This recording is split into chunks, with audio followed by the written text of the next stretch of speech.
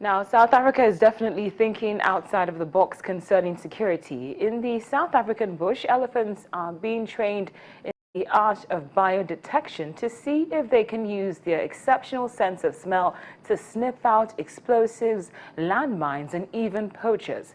During a recent test run, a 17-year-old male elephant named Tishuru walked past a row of buckets. A swab laced with TNT scent had been stapled to the bottom of one. Now, sticking his trunk into each bucket, Tishuru stopped and raised a front leg when he came across the one with a swab, and he also got the buckets right each time.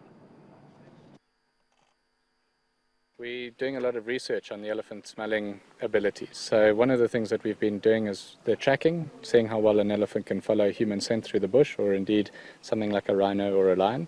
And then we're also working on their scenting ability in terms of finding things like explosives and that sort of stuff, drugs and that sort of stuff. So we're looking at those sort of projects in real detail at the moment.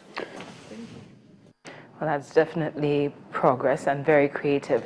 Now, the long arm of the law has caught up with a former aide of Osama bin Laden. He is Khalid al-Wafaz, a Saudi national, and he's been found guilty of plotting the al-Qaeda bombing of U.S. embassies in East Africa in 1998, which killed 224 people. He was convicted by a New York court after 3 days of jury deliberations, extradited from the UK to the United States in 2012, and he was found guilty on 4 conspiracy counts and now faces a possible life sentence.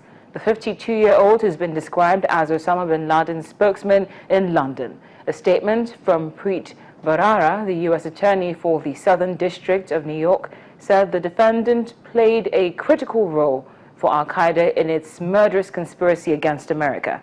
There were a dozen Americans among the dead after U.S. embassies in Nairobi, Kenya, and Dar es Salaam in Tanzania were bombed back in 1998.